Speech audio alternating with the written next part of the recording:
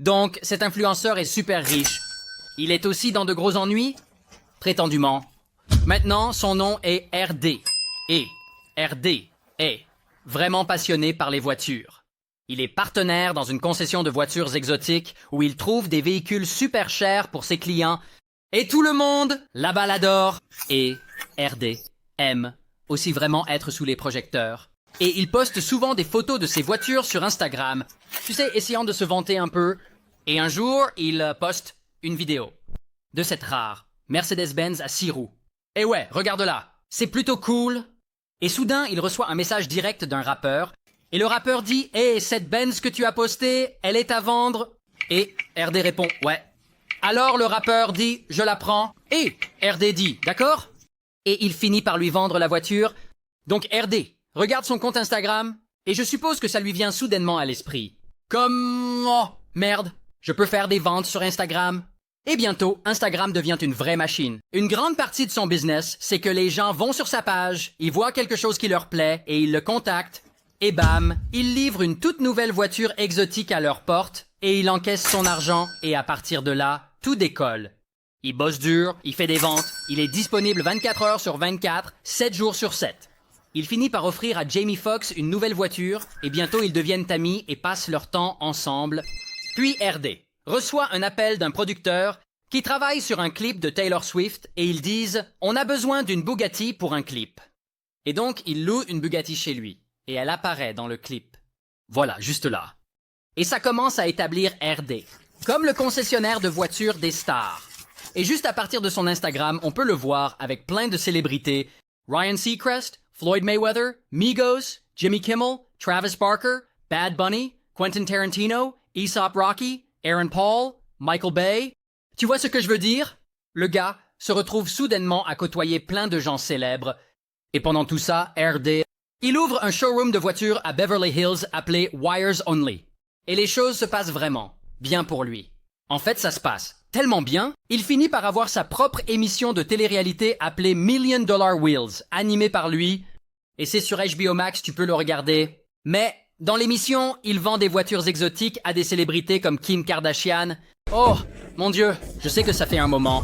Je t'aime tellement. C'est tellement bon de te voir. Oh mon Dieu, qu'est-ce que tu en penses?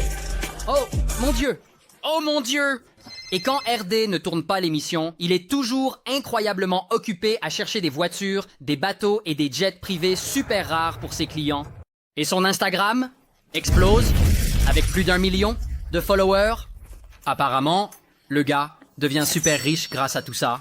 Combien votre entreprise génère-t-elle par an? Notre entreprise génère entre 70 et 150 millions de dollars par an. Condamné! 70 à 150. 70 à 150 millions de dollars par an. Le gars gagne des millions de dollars juste pour conduire de belles voitures et traîner avec des célébrités. Traitez-moi de fou, mais j'ai l'impression qu'il a la vie parfaite. Jusqu'à... Vous savez comment on dit que les choses sur les réseaux sociaux ne sont pas toujours ce qu'elles semblent être? Parce que vous savez, les gens sur Instagram mentent juste. Eh bien, apparemment, les choses ne se passent pas aussi bien pour RD qu'il voudrait que le monde le croie. Parce qu'apparemment, le gars commence à manquer des paiements sur certaines des voitures qu'il loue, ce qui suggère qu'il a des problèmes d'argent. Et au lieu d'acheter des voitures exotiques, puis de les louer à ses clients, il loue apparemment beaucoup de voitures et les sous-loue ensuite à ses clients, ce que vous n'êtes pas censé faire sans un consentement approprié et les gens peuvent vous poursuivre pour ça. Il vend aussi apparemment des voitures exotiques pour lesquelles il n'a pas la permission de vendre, donc ce n'est pas bon. De plus, son concessionnaire fonctionne à Beverly Hills sans licence appropriée ni permis adéquat, et quand il finit par demander à la ville les permis appropriés, la ville lui dit « Non mec ». Probablement parce qu'il avait opéré illégalement pendant des années. Donc, Beverly Hills refuse sa demande de permis. Et boum! Le pauvre RD doit fermer son concessionnaire de voitures exotiques. Et il ne se vante. Pas de ça sur son Instagram, parce que c'est vraiment embarrassant. Et bien sûr, à partir de là, ses chèques commencent à rebondir et les gens commencent vraiment à le remarquer. Et ils sont furieux et beaucoup de ses clients et de ses associés commencent à porter plainte contre lui pour toutes sortes de choses comme rupture de contrat, vol civil, fraude, tromperie, représentation négligente, violation du code des véhicules.